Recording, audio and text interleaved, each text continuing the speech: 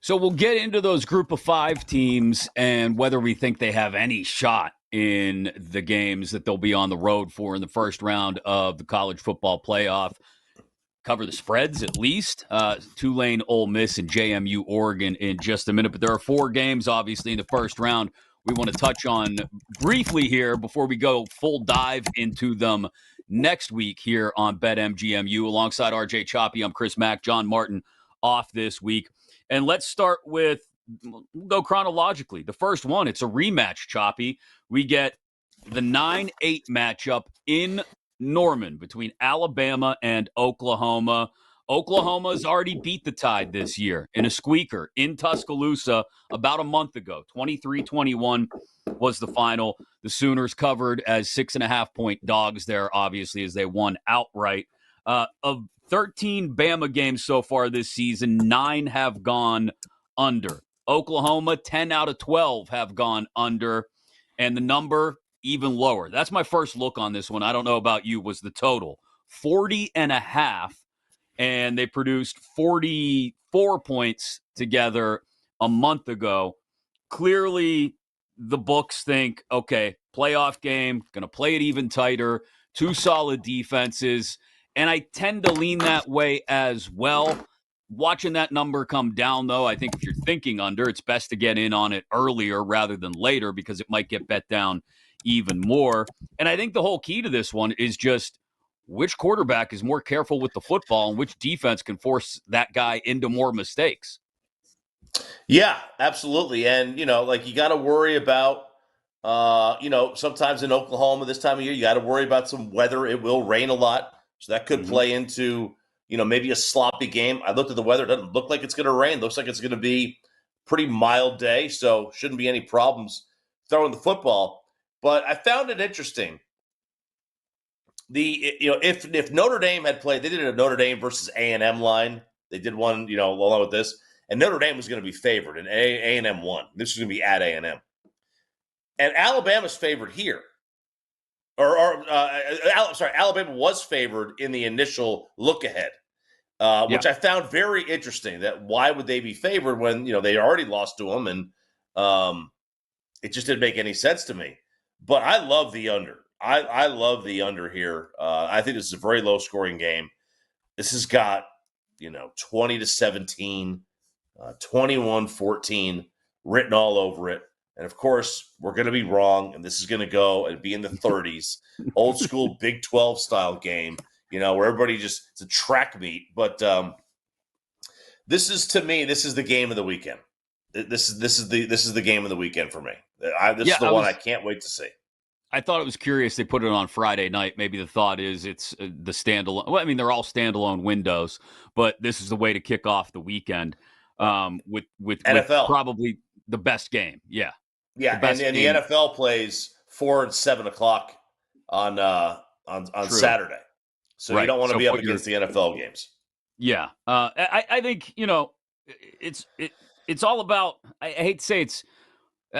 I hate to oversimplify. I already did, making it about Mateer and Simpson and which one's more responsible with the football. But I think it really does come down to John Mateer. And do we get anything approaching healthy Mateer that we had earlier in the year? I think if he reverts even slightly more to that form than he's looked over the last month, then I like Oklahoma in this one. And I don't mind laying the 1.5. If he's still looking sloppy, if he's still having accuracy issues, then Bama money line is the play for me, at least right now. I mean, look, Mateer, when he's healthy, he's a pretty darn good player. He was going to be one of the Heisman favorites, if not the Heisman favorite, before he got hurt. On the flip side, Ty Simpson's a coach's kid. He's a smart quarterback. That's a team. I'll tell you, like, DeBoer is in a need of a win. Like, if you want to get that fan base off your back, you got to win this football game, because the 2 years in a row after Nick Saban, you go 2 years in a row and you don't sniff the Final Four. You're gonna have to really kind of do some kumbaya with the fans. Yeah, I mean, the expectations are always higher there, and you're right. at least a playoff win is going to have to be what they get in order for DeBoer to not feel that seat increasingly warm underneath him. The first game on Saturday afternoon, the other tight matchup, power conference matchup, we got Miami, who squeaked in as the 10 seed, traveling to College Station against number 7 Texas A&M, and this is one I'm curious to see what you think, Choppy, of A&M after such an unsteady final few weeks of the season, right? The loss to Texas, nearly blowing it against South Carolina. I can't tell if they're on unsteady footing or if they should have found some equilibrium coming into this one. It's at home against a team that, is maybe just happy to be in the playoff. I don't know. But I could see Carson Beck doing that thing Carson Beck does where he starts chucking it up for the wide receivers. They start making plays. This will be a game of big plays, I think. Yeah, it will. The one thing that I would caution is if you go back to last year, home teams really rolled, and we outsmarted the room. We tried to outsmart the room. I mean, everybody, maybe they could do this. Man, the home teams rolled last year, except for Texas. I'm not as worried about the A&M loss to Texas as I am about the South Carolina game. Mm-hmm. South Carolina game, obviously, it's a classic trap game. You're up 30, you're down 31 zip or whatever. That game hurt. That game was tough. But credit to them, they didn't allow anything in the second half. The Texas game, look, Arch played well. He made a couple of really nice plays. The crowd was going nuts. It's still a good Texas team. There's no crime. There's no crime in losing that football game. I think A&M wins this thing. I think A&M wins by more than a touchdown. I would one pretty early before this thing, if it grows. I really like A&M here. One thing I really like on this one, again, I'm focused on the total as we've got some time to sort of hone in on both sides. I think it goes way over the 51.5. I think we get the scoreboard getting lit up in College Station at Kyle Field in that one. Then we've got Ole Miss and Tulane, one of the two matchups that includes a group of 5 team. And these two teams played each other already earlier this year. Ole Miss rolled, won by 5 touchdowns way back in September over Tulane. Now, I know there are still questions about finding equilibrium. Has Ole Miss found their footing now that Lane Kiffin is gone? And maybe there are some questions about how they handled that. I'm still firmly in the camp, RJ, of this group. You could question the coaching that's actually in charge, maybe. You can question bringing Charlie Weiss on to call the offense and all that. I think this team is in sort of rally formation. And while I don't think they'll blow them out like they did back in September, I do think Ole Miss wins. That is a large number, though, 17.5. It's a large number, but, they won by 5 scores. They won 45-10. Look, I think this is ripe for Tulane. I think Ole Miss is a mess. I'm scared to death. I would not touch this game at all because I could absolutely see the talent just taking over and they cover. But I could also see, a honed in, locked in, laser focused Coach Sumrall getting these troops together. Meanwhile, Ole Miss got substitute teacher in there for the next 3 weeks or the previous, 3 weeks since they played, the whole factor in there. And, they got 4 coaches on the offense with 3/4 of a foot out the door. What are you listening to in practice? No one's getting yelled at in practice this week. Nobody. They're not getting yelled at. Is it like when your substitute teacher would roll in the cart with the TV on top of it? Yeah. For the older generation out there, and they just put on a movie and you put your head down on your desk and go to sleep? That kind of deal?